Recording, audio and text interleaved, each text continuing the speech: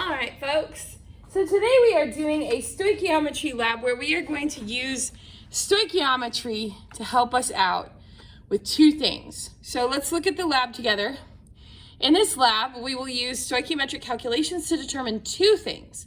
Number one, how much sodium bicarbonate is in a tablet of Alka-Seltzer. And number two, the percent error of our experiment. Every experiment, as I said, has error in it. This one is going to have significant error, and I'll talk to you later about why.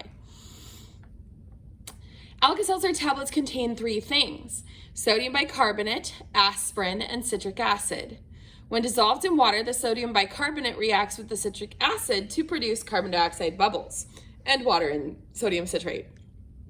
Not all of the sodium bicarbonate will get used up when this happens because there isn't enough citric acid to react with. For the experiment today, all of the sodium bicarbonate needs to get used up, so a solution of acetic acid and water, basically vinegar, will be used to force the reaction to go to completion.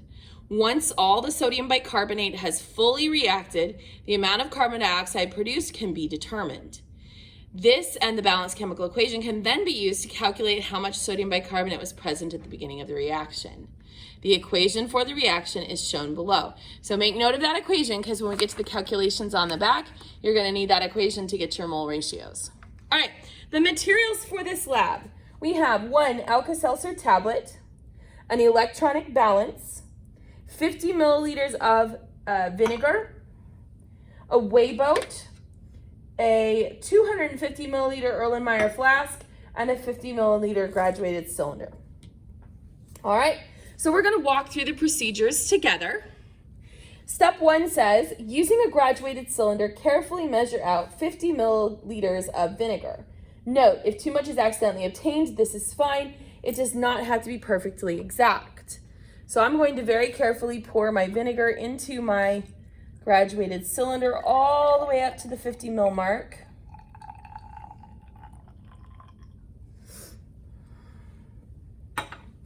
Carefully pour the vinegar from the graduated cylinder into the Erlenmeyer flask. I want to pour nice and slowly because I don't want this to slosh. Now we need to get our mass of our initial reactants. So it says, number 3 says to press the 0 button on the electronic balance and wait for the screen to read 0, 0. Place the Erlenmeyer flask with the vinegar on the balance. Record the mass in your data table. So this mass is going in field 1 on the back of your lab, where it says mass of Erlenmeyer flask with vinegar in it. And the mass we have on our balance is 167.55 grams. Make sure you record all the digits and make sure you put the unit at the end. Step 5 says to remove the Erlenmeyer flask from the balance. Place the weigh boat on the electronic balance and press the 0 button. Wait for the screen to read 0, 0. Place the Alka-Seltzer tablet into the weigh boat on the electronic balance. Record the mass on your data table. So this is going to be field number 2, which is 3.00 grams. We have exactly 3 grams in our Alka-Seltzer tablet. Now, field 3 on your data table asks for the mass of all your reactants before the reaction. It says to add 1 and 2 together. So I'm going to take this and I'm going to add it together, and that's going to get me 170.55 grams. All right, back to our instructions.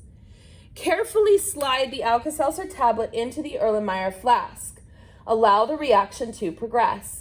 As the reaction slows down, swirl the flask vigorously until the entire tablet is fully dissolved and there are no more bubbles produced. So very carefully, I'm going to slide this little Alka-Seltzer tablet in, and I'm going to allow the reaction to progress. And you can see immediately we get nice, thick bubbles. They come bubbling up. Here, I'll bring that a little closer so you can see a little bit better. So that's carbon dioxide that's being produced by the reaction of the sodium bicarbonate with the vinegar, the acetic acid. So you get a nice thick pile of bubbles. So we're going to let that sit until the reaction slows down.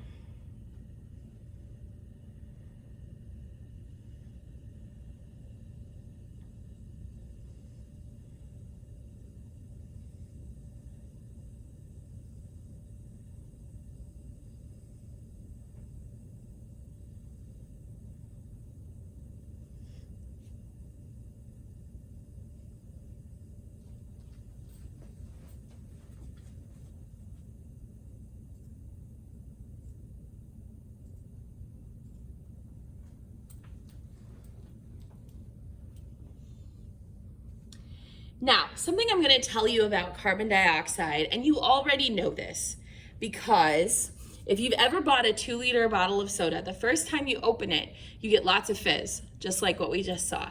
Lots of fizz comes up, okay? That's because you're releasing the pressure that keeps the CO2 gas in.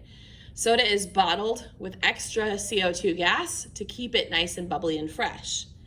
Now, just because you no longer see the bubbles on the surface anymore doesn't mean there aren't still bubbles. So your parents will always tell you not to shake it, because when you shake a 2-liter bottle of soda or you shake a solution that contains carbon dioxide in it, you're going to get more bubbles. Okay, so see how when I stirred and vigorously shook this Erlenmeyer flask, more bubbles were produced. Okay, so I'm going to continue to do that because I want to get as much of that CO2 out of here as possible. And it's tricky because CO2 is a gas that will stay in a liquid. Okay, that's how we have bubbly sodas, is that we can keep carbon dioxide in there for quite a while. And so it's by agitating it or stirring it or shaking it like I'm doing that we can remove that CO2. It would also work to heat it, but I don't want to go that far. Okay, so I'm going to stir this nice and vigorously. Now I want to point out the usefulness of an Erlenmeyer flask right now. This is really what we use Erlenmeyer flasks for. They're wonderful for mixing things because I can mix this quite vigorously without it ever spilling, okay? Which would be absolutely impossible in something wide-mouthed like this beaker. If I tried to start sloshing this around, I'm gonna end up with vinegar all over my hands. But these Erlenmeyer flasks, I can go very vigorously with this and never have it come out because it's got that wide bottom and the narrow neck, so it really helps keep things from splashing. So this is why this is such a useful tool to scientists, why we like having these Erlenmeyer flasks on hand. Super useful for this kind of experiment that requires a great deal of vigorous agitation. And you'll notice when I set this down, I do have some CO2 bubbles at the top still. They are getting fewer and fewer and fewer, but they're still there. The more I agitate this, the more those CO2 bubbles are going to start to come out. So I'm going to do this several times to get as much out as possible. But this right here is why we're going to have some significant error in it, in our experiment, because we're not going to be able to get all the CO2 out. It would take a couple of days of vigorously stirring to really make sure that we got all the bubbles out, because carbon dioxide naturally likes to stay in liquids. It's got a good attraction to liquids. So we can usually get it to stay put pretty effectively.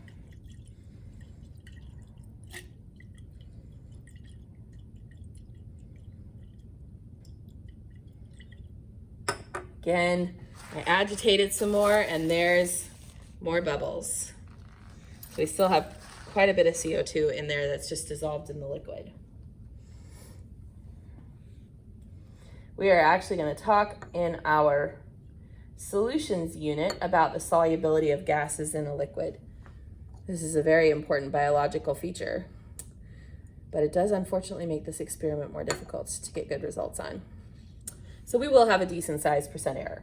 Let's give this one more real good vigorous stir, and then we're going to call it good once all the bubbles go away. I feel like this one has gone pretty well. I feel like we got as much carbon dioxide out as we reasonably can.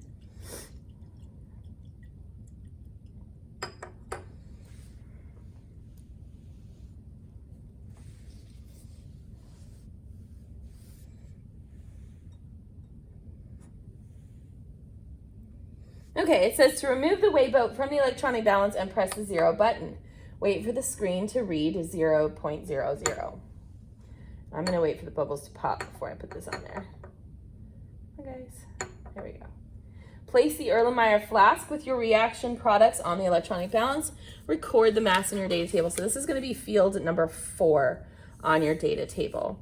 And our value that we got just now is 169.75 grams. All right, so now your final remaining tasks are to do the calculations. So you are going to use the data that we just collected to work out all these analysis questions. So the first question says to calculate the amount of carbon dioxide produced in the reaction. It says to take the mass of all reactants minus the final mass. So 3 minus 4. Then we need the molar mass of carbon dioxide, CO2.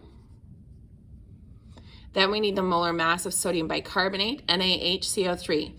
And then we need all three of these things to do step 4. Step 4 says, using your answer to question 1 as the given, so this number up here, your grams of CO2 that were produced, that's going to be your given, so remember we put that here. Set up the grid and use the mole ratio from the balanced equation, you have that on the front, to determine the grams of sodium bicarbonate in the Alka-Seltzer tablet. So you're going from grams of CO2 to grams of NaHCO3. Remember to have number unit compound in each spot, round your answer to sig figs, and include the appropriate units. Okay? You are going to need every single one of these boxes. So if you don't end up using all those boxes, then you've set it up incorrectly. All right? The last question, question number 5. According to the package label, the amount of sodium bicarbonate in each Alka-Seltzer tablet is 1,916 milligrams, or 1.92 grams.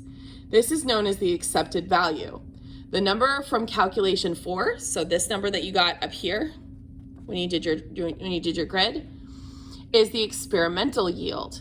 Use the equation below to determine the percent error for the experiment. So you're going to take the accepted value, that's that 1.92 grams, minus your experimental value, that's what you got for field number 4, and then you're going to divide that by the accepted value, that's 1.92 again, and multiply by 100. That gets you the percent error. And then the final question is going to ask you for some possible reasons for error in this experiment. All right, so make sure you give me more than one reason. You need at least 2 or 3. All right.